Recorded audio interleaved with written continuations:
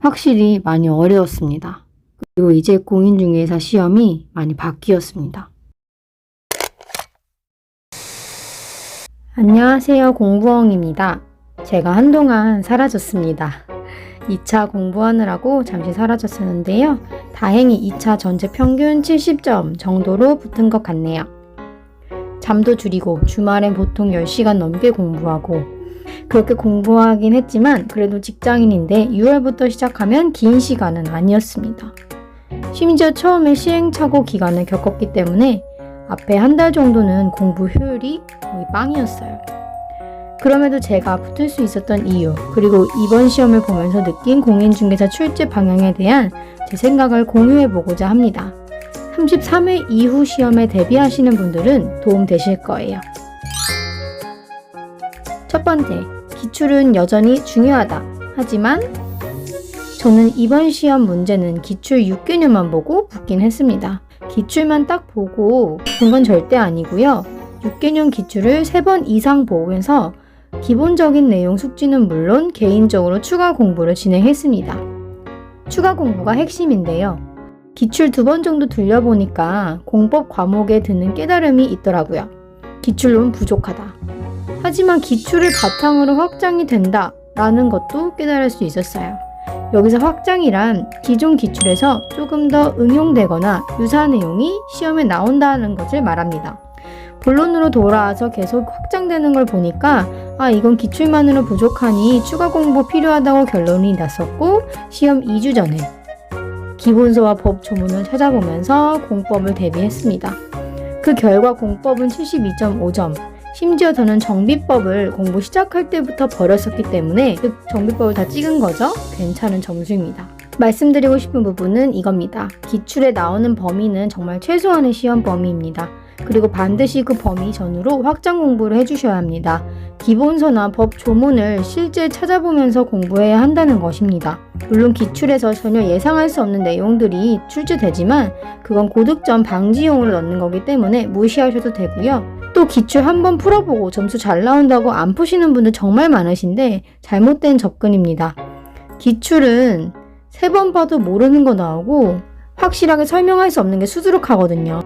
첫 번째 결론, 기출이 중요하지만 그건 기본입니다. 그리고 그 이후 과정도 꼭 진행해 주셔야 합니다.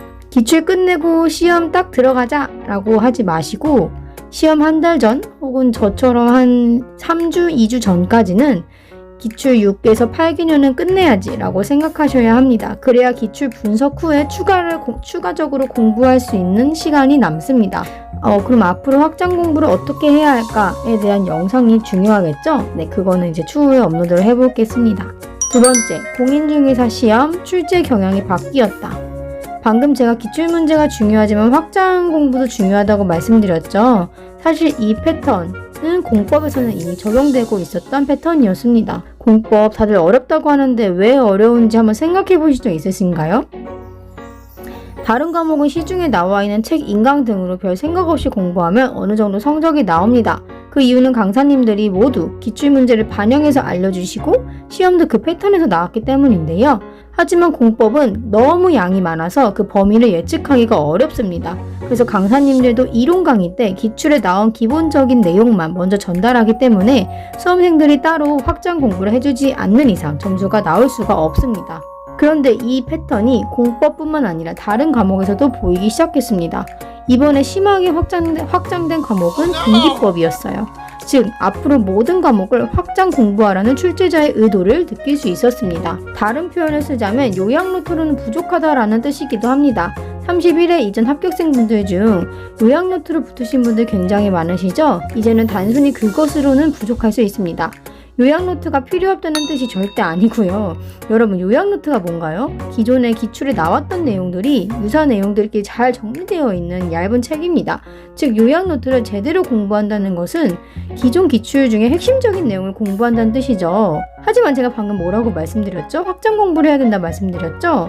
그러니까 이제 기출 내용 외의 문제가 출제될 확률이 높기 때문에 처음엔 요약서를 공부해서 뼈대를 잘 잡아둔 뒤에 기본서나 조문을 보면 구체적으로 확장 공부를 해주셔야 된다는 겁니다.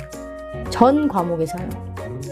그게 이번 시험을 통해서 확실하게 바뀐 부분이었습니다.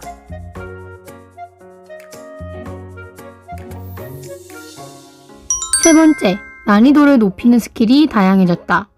이전 시험에서 난이도를 조절하는 방식은 중개사법에서 할 수 있다와 해야 한다 정도를 구분하는 것, 공법에서 확장성이 높은 것, 단어 하나 교묘하게 바꾼 것, 첫 문제를 어렵게 내는 것, 크게 이 정도였는데요. 이번 시험부터 다른 난이도 조절 스킬이 등장했습니다. 아까 말한 대로 등기법에서 엄청난 확장성을 보인 것, 공시세법에서 사례 문제가 나오고 기존 개념들을 대입해서 풀라고 하는 것, A 단원에 속하는 내용, 그 표현을 B 단원에 섞어냄으로써 판단력을 흐트러뜨리는 것 등 대충 발견한 것이 이 정도입니다.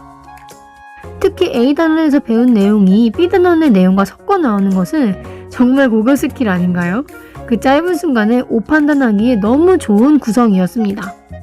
그럼 이걸 어떻게 대비할 수 있을까요?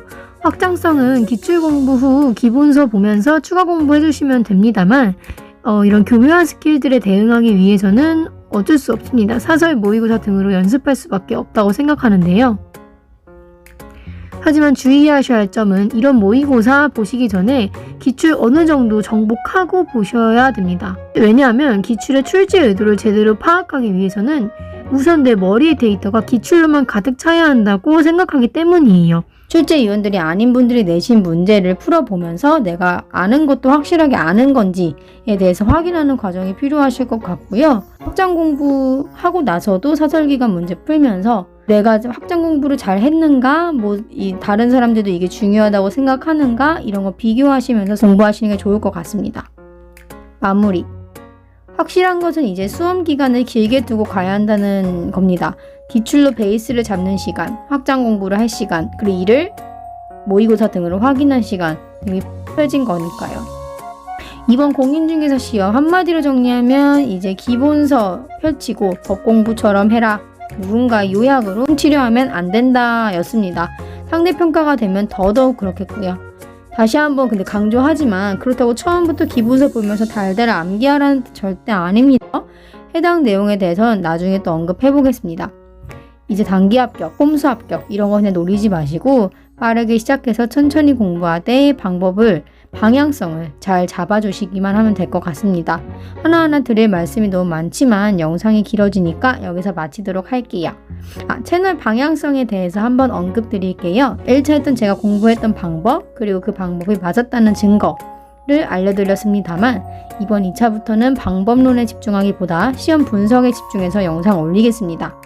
왜냐면 제가 1차도 나름 단기 합격을 했었던 이유는 생각해보니까 저에게 이미 있는 능력을 활용해서 붙은 것인데 그걸 다른 분들에게 알려주는 것은 오히려 혼란을 줄 수 있을 것 같다는 생각이 좀 많이 들더라고요.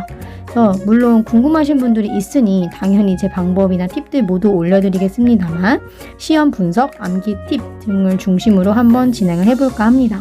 네, 공인중개사 시험 저와 함께 쳐나가시면 좋을 것 같아요. 이상입니다. 다들 이번 시험 보느라 너무 수고 많으셨습니다. 확실하게 어려웠던 거 맞으니까 너무 낙심하지 마시고 꿈을 향해서 한번 도전해보시기 바랍니다. 막상 붙고 나면 별거 아닙니다. 이상입니다.